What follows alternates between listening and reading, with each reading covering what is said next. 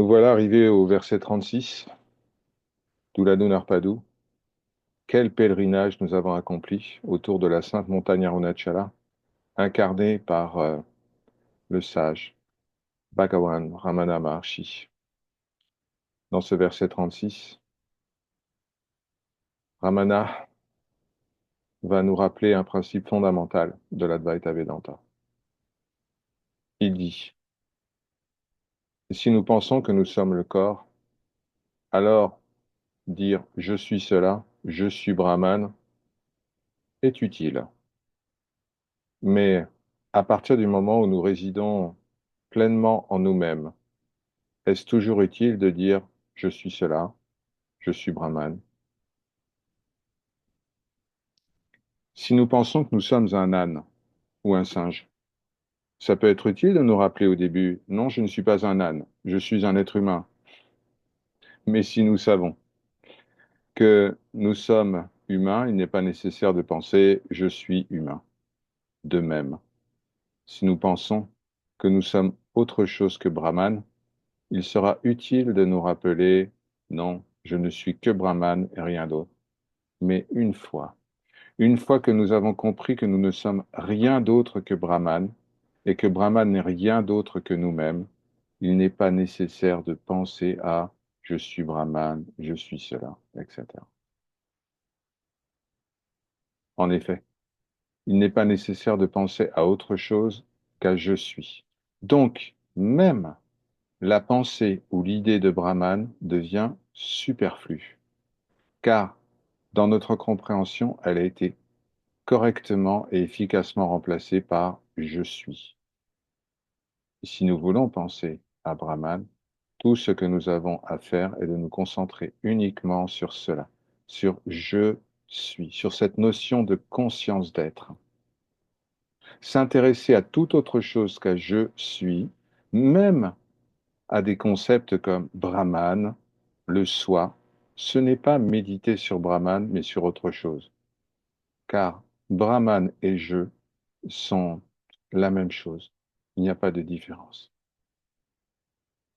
Tant que nous nous élevons en tant qu'égaux, nous sommes conscients de nous-mêmes en tant que je suis ce corps, je suis ce mental, je suis cette histoire, etc. Et nous sommes également conscients de l'existence d'autre chose que je.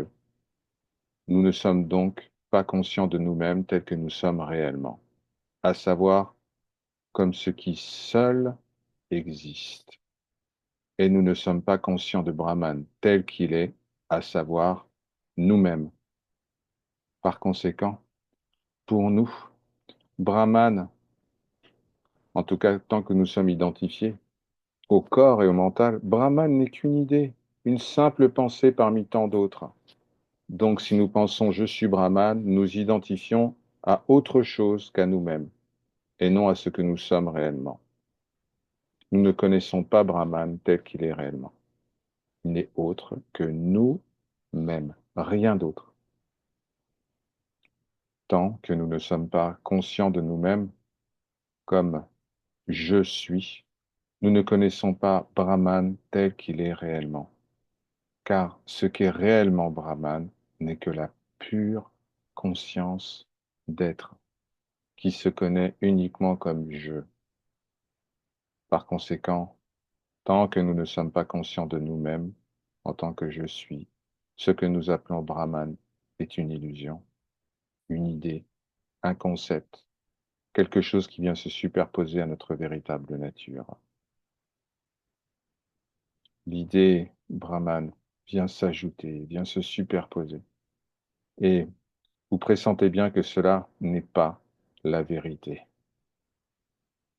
Par conséquent, nous ne pouvons pas nous connaître tels que nous sommes réellement tant que nous continuons à superposer des idées et des concepts. Non seulement je suis ce que je suis, est l'enseignement ultime sur notre véritable identité, mais c'est aussi l'enseignement le plus pratique, car une fois que nous avons clairement compris que nous ne sommes rien d'autre que je suis, nous n'avons plus aucune envie de penser à autre chose ou d'enquêter sur autre chose. Tant que nous pensons je suis ceci, je suis Brahman, notre attention risque d'être détournée de nous-mêmes vers une idée aussi. Pour garder notre attention fermement fixée sur nous-mêmes, pensons uniquement à nous-mêmes. Qu'est-ce que nous-mêmes? Nous-mêmes, c'est ce qui ne change jamais. Cette conscience d'être qui semble être le témoin de ce qui se manifeste, de ce qui apparaît et de ce qui disparaît. Si cela change, chers amis, vous le savez, c'est différent de l'être. L'être est immuable.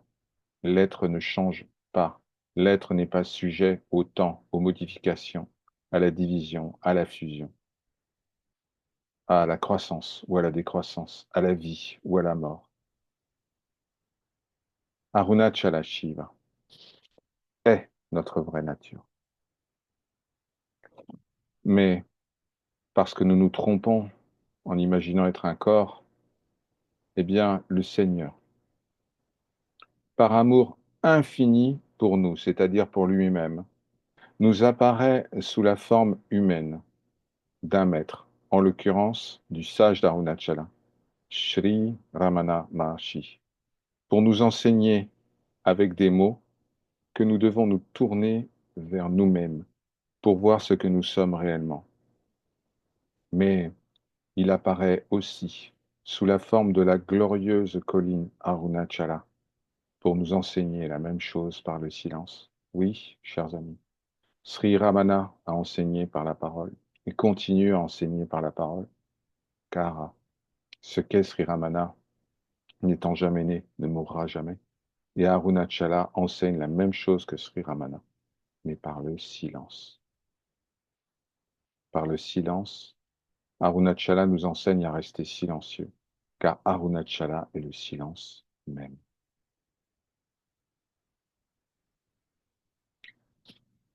Hari Om Tat Sat. Ceci est parole de vérité.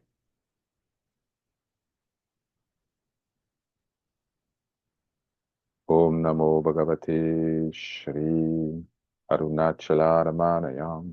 Nous nous prosternons devant le Seigneur manifesté sous la forme de la sainte montagne Arunachala, la bien-aimée.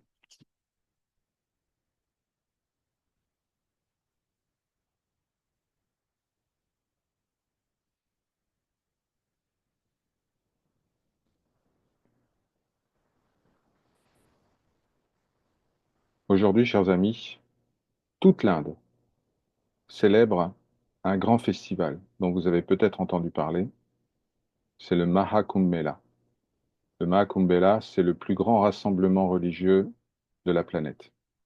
Ça se tient tous les 12 ans et 400 millions, tenez-vous bien, 400 millions de pèlerins sont attendus à, à ce festival qui va durer jusqu'au 26 février, date de la Mahashivratri. Durant ce festival, qui se déroule au confluent du Gange, de la Yamuna et de la rivière mythique Sarasvati, toutes les dénominations religieuses, toutes les voies, toutes les paramparas, toutes les traditions vont prendre un bain sacré. Cette tradition du Kumbh Mela remonte à ce qu'on appelle le Samudra Manthan, c'est-à-dire le brassage, le barattage de l'océan. Lors de ce barattage de l'océan, Dieu et démons s'associent pour extraire le nectar d'immortalité. Je vous passe un certain nombre de détails, mais disons qu'à la fin, lors de la bataille entre Dieu et démons pour obtenir le nectar d'immortalité, quelques gouttes tombent sur l'Inde et une des gouttes tombe à Prayag. Prayag qui est le lieu de confluence entre le Gange, la Yamuna et la Sarasvati. C'est sans invitation que des millions et des millions et des millions de pèlerins vont converger, ont déjà commencé à converger aujourd'hui vers Prayag. Qu'est-ce que ça veut dire pour nous? Le Gange, c'est le symbole de la puissance, de Shakti. Yamuna, c'est le symbole de l'amour. Pourquoi l'amour? Parce que c'est dans la rivière Yamuna que le Seigneur Krishna a effectué la danse de la félicité avec les gopis. Et la Sarasvati, le troisième fleuve, aujourd'hui disparu, mais qui existait à l'époque védique, la Sarasvati représente la sagesse et la beauté.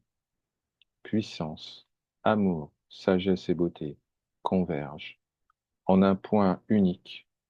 De ce point unique, toute la création est illuminée. Les pèlerins qui vont au Kumbh Mela n'ont pas forcément l'obligation de s'y rendre physiquement. Nous sommes tous ce soir des pèlerins de la Kumbh Mela. Pour ça, il nous suffit de plonger en nous-mêmes. Le nectar d'immortalité dont parle le verset, dont parle la Kumbh Mela, n'est autre que la connaissance de notre véritable nature. Lorsque nous goûtons ce nectar, alors nous savons que nous sommes immortels, que nous avons toujours été cela, que nous serons toujours cela. C'est ça l'amrita, le nectar d'immortalité. Donc ce soir, l'invitation est véritablement de plonger, oui, plonger en nous-mêmes. Les pèlerins plongent 3 fois dans le Gange. Nous, il nous suffira d'une seule fois. En prenant une inspiration profonde, nous descendons en nous-mêmes. Nous quittons la turbulence de la surface des choses pour prononcer le mantra qui nous permet de nous déplacer encore plus vite, encore plus profondément en nous-mêmes. Asakaprem. Nous pouvons ainsi sentir la douce présence de l'océan qui nous entoure entièrement. L'océan n'est autre que la divine mère. C'est elle qui est honorée. Ce soir, c'est à ses pieds que ce serviteur dépose le verset d'où la Dunarpadu, ainsi que les commentaires qui ont été apportés.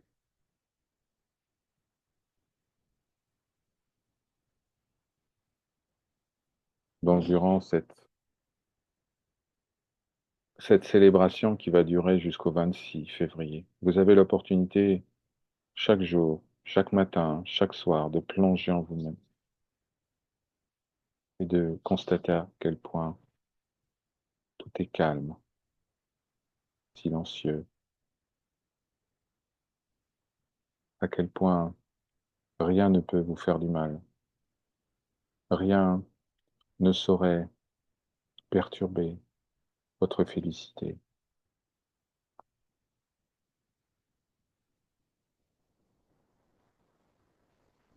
C'est comme cela que vous aussi, vous pouvez vous immerger entièrement dans les eaux sacrées du Gange, même si vous n'êtes pas physiquement présent à la Kumbh Mela. Mais qu'importe, êtes-vous un corps?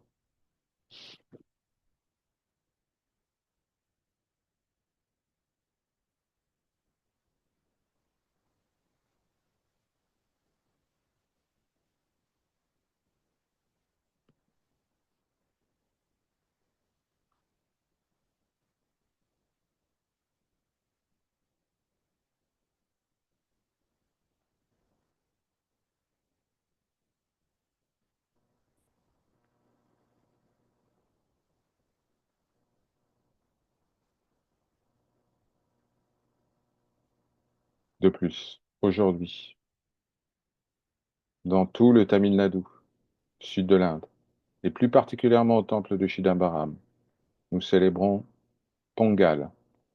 Pongal, c'est une grande fête en l'honneur de la nature. C'est une fête des récoltes à l'origine, mais c'est devenu, au fil du temps, une fête qui permet de célébrer la nature sans laquelle nous ne serons rien. Nous ne sommes rien sans la nature.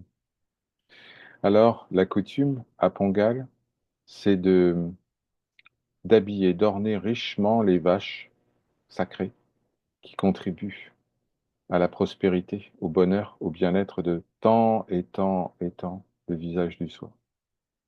De leur peindre les cordes en or, les cornes, pardon. De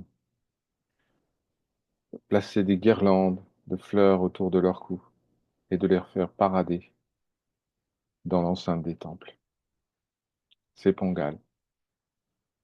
Pongal célèbre aussi le fait que le soleil enfin reprend sa course vers le nord. Les journées vont rallonger. C'est un jour absolument béni pour méditer, pour plonger en soi. Donc vous avez cette conjonction fabuleuse. D'une part, vous avez la Maha Kumbh Mela, ce grand festival qui invite à la plongée en soi.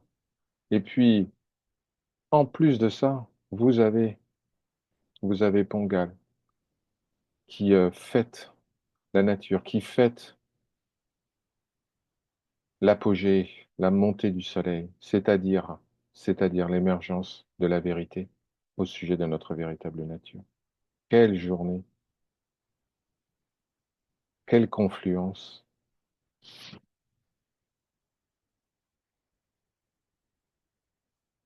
par sa grâce.